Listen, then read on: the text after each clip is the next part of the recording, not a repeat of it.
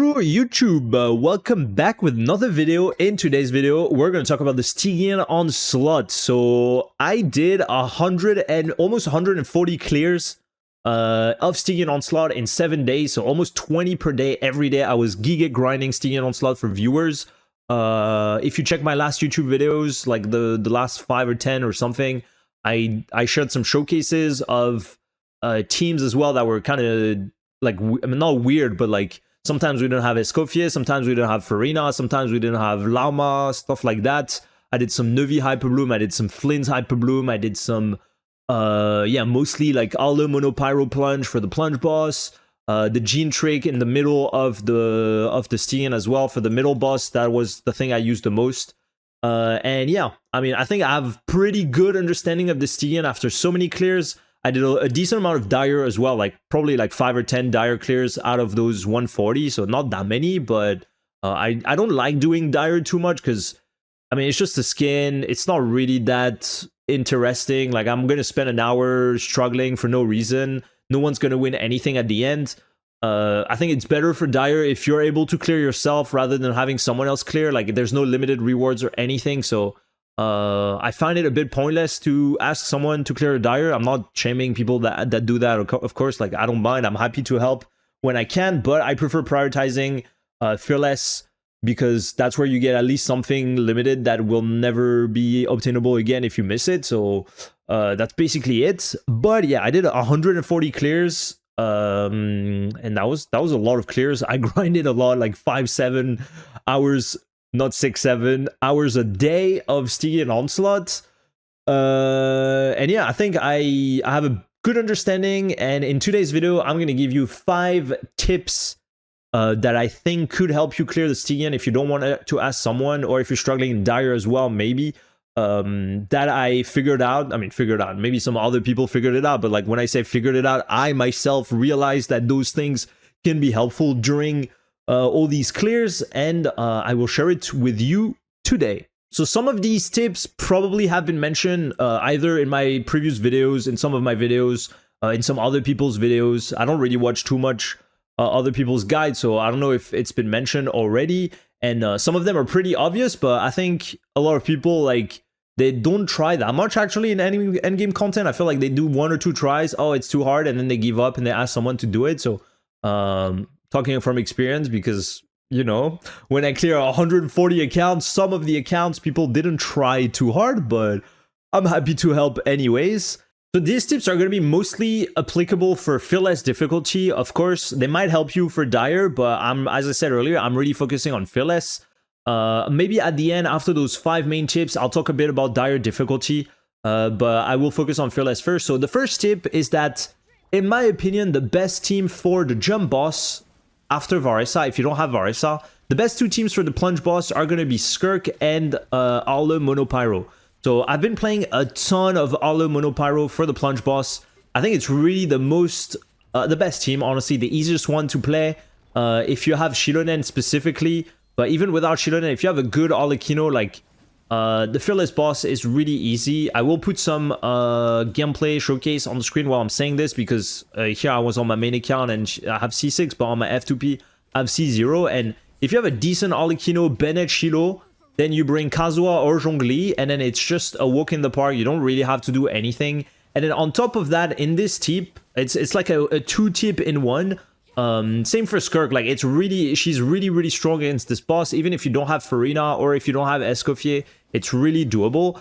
And the second tip in this tip is that you need to do very short plunges. You need to do very fast plunges. That's the key to get as much damage as possible in this fight. So when you jump, you want to plunge as soon as possible, and you want to do 1 or 2 normal attacks with your Skirk or Arlecchino. They benefit from the buff, from the 600% buff really fast. You get those 2 normal attacks, and then boom, you plunge again. You do that as fast as possible. It might be hard on mobile and controller. I have no idea. I'm playing on PC, keyboard, mouse. But yeah, those 2 teams are going to obliterate the plunge boss. Just be careful with the survivability, especially with the Arlecchino if you're not using Zhongli.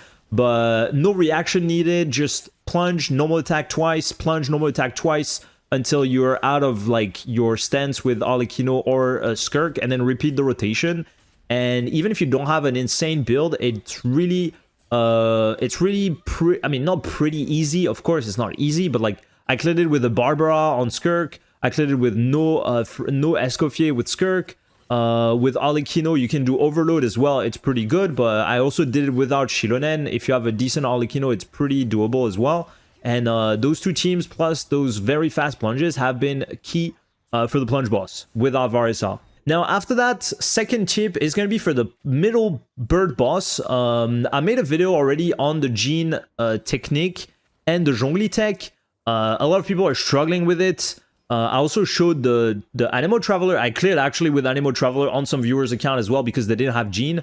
But one recommendation that I didn't mention in my previous videos, I mean, I talked about it in the Zhongli tech, I think, or in one of the videos real quick, but I'll say it again here as my second tip, is that if your Gene is C0, it is pretty difficult to do it with just the Gene tech. So you can just bring a random DPS that has a little bit of damage. So you can do Mavuika Silali, for example, if you didn't use them. You can do anything like Chaska, you can do Farina's Fischl, you can do any like DPS that you have that can finish the job a little bit. If you're not able to do all the damage with just the Gene tech, it's gonna make it much easier. I did that on so many viewers' account as well that didn't have C1 Gene, because the C1 of Gene helps you get a stronger swirl with her skill, stronger like pull. So it makes it much easier to get the triple bonk with that tech. If you don't have that, just bring another DPS. And also for the mobile players or the controller players. For the mobile players, try to get 60 FPS if you're able to on your phone while you're trying this technique. A lot of people have said, oh, I can't do it. And then I told them, oh, maybe try 60 FPS, and then they get it first try almost. So try to do that. And on controller, I think, I'm not sure, I haven't really looked that much into it, but I've seen people say that there's a setting that can increase your sensitivity or something so you can flick a bit faster and it makes it easier. So try to look into that. I'm not sure, but yeah, that's basically my tip for the bird boss. Third tip is, we're going back to the plunge boss this time, is if you don't have Arlecchino, if you don't have Skirk, if you don't have Varesa, if you don't have any other character, but you have Mavuika, Mavuika is actually really nice against this boss if you level up her normal attack. I haven't done it here because this account I didn't need to do that, but a lot of accounts are actually clearable even if you don't have her signature. If you level up her normal attack and you C6 your Bennett, C6 Bennett's been pretty key for that. Her plunge damage are pretty insane. I mean, people have done it with Diluc as well, so if you can do it with Diluc, you can probably do it with Mavuika. But yeah, her plunge numbers, her plunge scaling is pretty good. And if you get to plunge to the attack talent to level 8 or 9, then you just don't use your burst except just for a bit of damage at the end of your Bennett burst, for example. But you just level 8 or 9 her normal attacks and then just do normal plunge with Bennett C6. If you have Shirone and Kazuha, then it's the same as Arlecchino basically. And it's been very, very nice for some accounts to use just a normal Mavuika plunge. And you can plunge pretty fast as well with Mavuika here. Let me show you. So here you can see, like, also she's pretty nice to get energy on Bennett. And then once you got, I'm gonna just shield with Zhongli, and then you just plunge normal basically. You just do normal plunge like that. You get the crit rate still from the Obsidian, and then my attack talent is level 6 and I'm still doing 130. And then you use your burst. You do a quick burst damage, and then you restart your rotation, and you just do that over and over again. And with the Pyro Infusion from Bennett, it's gonna be perfect. It's gonna be insane. 160. I have C2 Shiro, so just gotta keep that in mind. It's normal, but if you have level 8 or 9 on the plunge, it's gonna be really nice. And you burst, and then you repeat, and then you do that over and over again. It's really straightforward gameplay, nothing crazy, and it works really good. And you can really clear that boss pretty easily with this team. If you have Kazuha instead of Zhongli, it's going to give you a bit more damage technically. Also, my Shilonen is on Instructor right now, so I don't even get the scroll. And yeah, that's one of the other team options that is pretty nice for the plunge boss. And you can also do it with other characters. Like you can do it with Navia. She also has a pretty good number, like scaling on her plunge damage, and then you get a big shot on her skill after every plunge. You can move to Pyro Goblet even if you want to. She's still gonna have decent damage on her skill. You can do that with any Claymore character, technically, that will have a good scaling on their normal attack, as long as your talent is level 9 or even 10, preferably. But yeah, Diluc also has been pretty good for that. People have done it with Diluc. Yeah, you level 9 the plunge, the attack. People have done it with Prototyper Kaik Diluc, and it's been working fine, so that's also a good team option for that boss. After that, on the 4th tip, as I mentioned in my previous guide, any Hyperbloom team usually is able to clear the Baptist, but it can be a bit hard without Lauma. It can be a bit hard with depending what characters you have. So if you have a good Neuvi, honestly, I've been having pretty good success with Neuvi Hyperbloom, even without Lauma. Of course, if you have Lauma, it's pretty nice. But even without Lauma, Nahida is going to be awesome against the Baptist to break the Hydro Shield and the Electro Shield. And yeah, you just get a few charge attack of Neuvi in between the shields, and it's going to make it super, super easy. If even with C0R0, I think I did one clear with C0R0 Neuvi and C0 Farina and stuff like that. I'm not 100% sure. I might be lying, but I think I did one at some point. I don't have a sacrificial, but you can see here, charge attack, dash. Try to dodge the balls as well here, because it sucks your energy. And then try to get some charge attack with Neuvi in between the shields, so you get a bit of extra damage. Break the shield with Neuvi and Farina, works really fast. And try to get another charge attack with Neuvi before the Hydro Shield. And just repeat. Just repeat. Nahida breaks the Hydro Shield really fast as well, and then you can do a lot of damage as well after you break the shield, and that's basically it. I have some constellations here, so don't really look at the numbers and stuff, but yeah, that's basically the strategy for this boss with Neuvi Hyperbloom. It might be a bit tricky with Nahida, and if you have 0 constellation on Farina Neuvi or no weapon on Neuvi, it might be a bit tricky. But if you have Lauma, you can do the same. You can do this team with Lauma. It will work even better. And if you have a good Neuvi, honestly, it works great as well. And then finally, the most important tip out of all, which I kept for the end because in case you missed it, then that's too bad for you. 5th tip is, please, I'm going to say that because I did 140 clears, okay? I did 140 clears on every single account that I logged in. I had to switch everyone's artifacts for an ER Sands almost. And then people wonder why they're not able to clear the Stygian Onslaught. Please use an ER Sands on all your freaking characters. The ER is the most important resource in Stygian Onslaught. Even me, I'm running ER Sands on all my stuff, even though I have constellations and stuff like that, because you need the energy. You need the energy. You need the energy. You need the energy. So yeah. Get your energy recharge on every single character when you try Stygian Onslaught. You don't have to keep it for other content, but for Stygian Onslaught, you absolutely need the energy. For Farina, 250, especially if you play her in mono, like in Skirk team. If you play her with Neuvi, she doesn't need as much, but still, it's kind of nice to have some energy. Once again, like, there are some situations where you can go a bit lower energy, but in general, for Stygian Onslaught, you will need ER Sands on everyone. ER Sands on Farina, ER Sands on Bennett. If you play Xingqiu, ER Sands on Xingqiu, ER Sands, even on Flynn's, honestly, if you're trying to play Flynn's Hyperbloom against the Baptist or Flynn's normal against the Plunge, you might need some ER Sands. ER Sands on Escoffier, ER Sands on, always ER Sands on Silali, even outside of Stygian, honestly. Like, ER Sands on everyone. Just put ER Sands on everyone, you're gonna understand how much better it is. And put Favonius where you can put Favonius. I'm playing Farina on Favonius, even though I have C3 and I have her signature. I'm playing Shilonen. Okay, my Shilonen is not on Favonius, but sometimes I go Favonius on Bennett as well, because it's hard to get, like, 250 can be a bit low sometimes. If you play with Mavuika, it's fine, but with other characters, it's a bit difficult.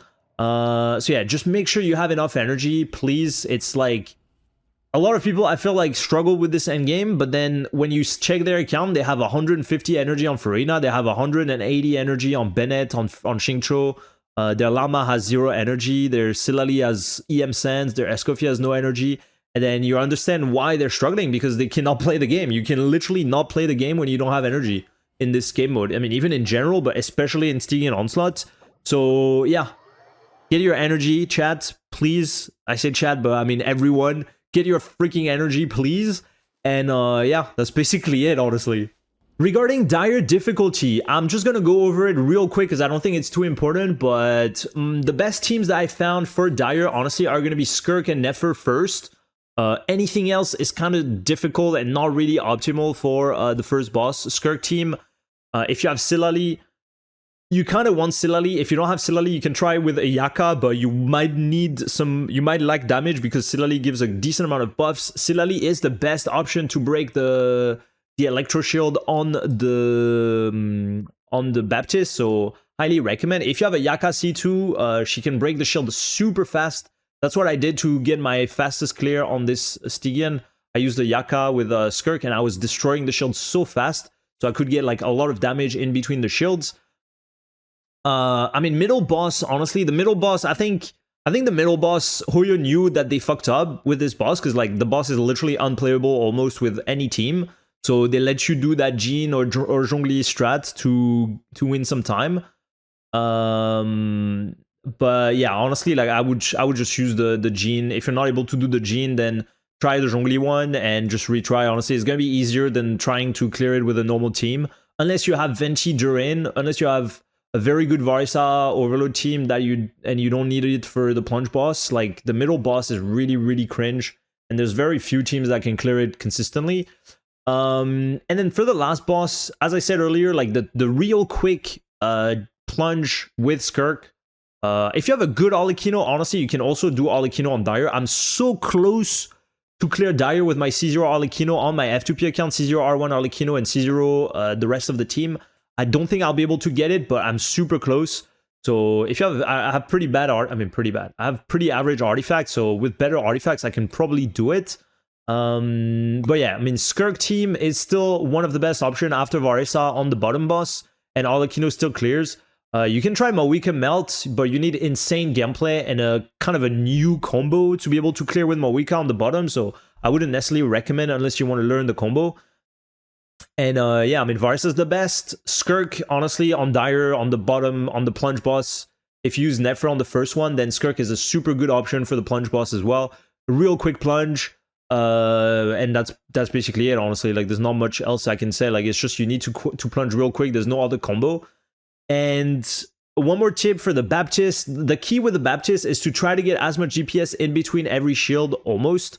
I've tried multiple different rotations for this boss where most of the time the best option is going to be to get one Skirk burst after the Electro Shield. So you want to charge your burst at the start of the fight with your skill. You want to hold skill with Skirk, start your rotation, do a Skirk burst that is not buffed after the Electro Shield, after you break the Electro Shield, and then start breaking the Pyro Shield really fast, as fast as possible with like Farina and the Cryo app, and then charge Skirk burst again, and then after the Hydro Shield, during the Hydro Shield, you want to start your buff rotation. So you want to start Farina, Escoffier, and then Silali or Ayaka, depending what you're using to break the shield. And then go back on Skirk, get your burst, and then start doing some normal attacks. That's been one of the best rotations so far. There's a few other rotations that seem to work where you use Skirk to break the Pyro Shield and some of the Hydro Shield, and then you restart your rotation.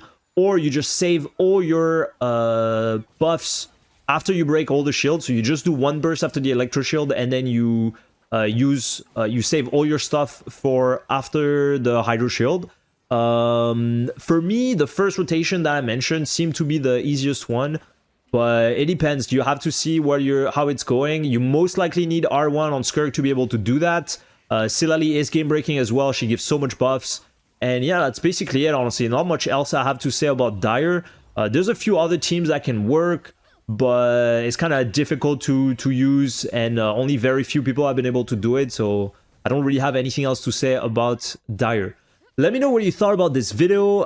Hopefully it was helpful and entertaining.